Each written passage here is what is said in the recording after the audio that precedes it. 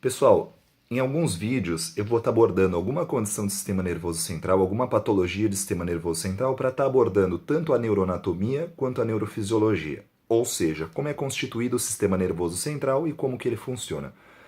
Você vai ver que não vai ser vai ser vídeos de caráter expositivo, descritivo e sim de contextualização, ou seja, demonstrar a importância dessas estruturas e como que ela se encaixa na lógica do sistema nervoso central, uma vez que eu não acredito em conteúdo expositivo hoje em dia, já que você tem acesso a todo conteúdo, a todo material, seja por internet, seja por outros meios, quem se dispor a ficar falando expositivamente, para mim é um completo, ou que está querendo voluntariamente perder seu tempo, ou é um idiota, né? Então, basicamente, o que eu ia falar hoje é sobre a leucoencefalopatia progressiva multifocal, tá? Que é uma condição ali causada pelo vírus JC, principalmente em imunodeprimidos, principalmente ali em pacientes com HIV, por exemplo, e é uma doença que tem um caráter bastante interessante, porque ela tem uma série de manifestações. Então, tanto déficit neurológico, déficit cognitivo, déficit de marcha, déficit oftalmológico, pode ter déficit motor, pode ter déficit de força muscular. É uma doença bastante, a manifestação bastante variada, né? Então, por que é dessa variedade de manifestação, né?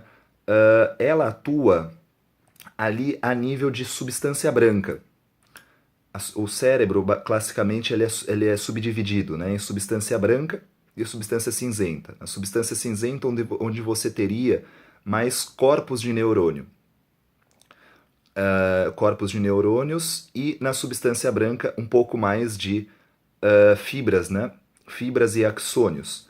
Porém, como nós sabemos, nos axônios, ali para você ter condução elétrica entre os axônios, você tem ali a mielinização deles. E você tem entre a mielinização os nódulos de Ranvier, ou seja, onde você vai ter aquele impulso saltatório. Bom, mas para a condução do impulso você tem a mielinização. Essa doença, e quem que faz a mielinização? A mielinização é feita a nível de sistema nervoso central por uma célula que chama oligodendrócito.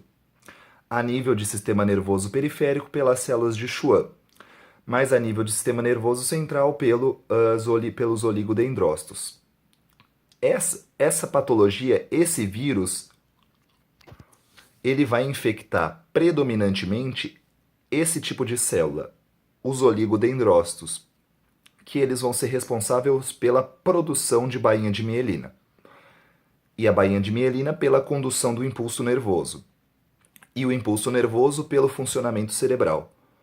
Ou seja, se eu tenho um vírus que destrói os oligodendrócitos, não vai ter produção de bainha de mielina, ou não vai ter produção adequada. Então, vai ter uma condução de impulso elétrico inadequado, consequentemente, um funcionamento cerebral inadequado. Essa doença pode ser multifocal ou com um foco só. Se for multifocal, está espalhada no cérebro, ou um foco só, pontualmente no cérebro.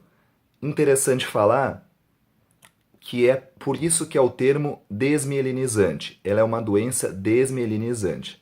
Assim como outras são, só que de outras condições. Então, a esclerose múltipla, Guillain-Barré, mas a leucoencefalopatia também é uma doença desmielinizante. Por quê? Porque você tem a perda dessa capacidade de mielinização, que é um processo ali de produção de mielina para a condução de estímulo. Se você não tem os oligodendrócitos, porque o vírus está infectando, você não tem condução de impulso. Tudo bem, pessoal? Então era essa a tentativa de contextualizar e estar demonstrando tanto oligodendrócitos, substância branca, substância cinzenta e condução de estímulos nervosos.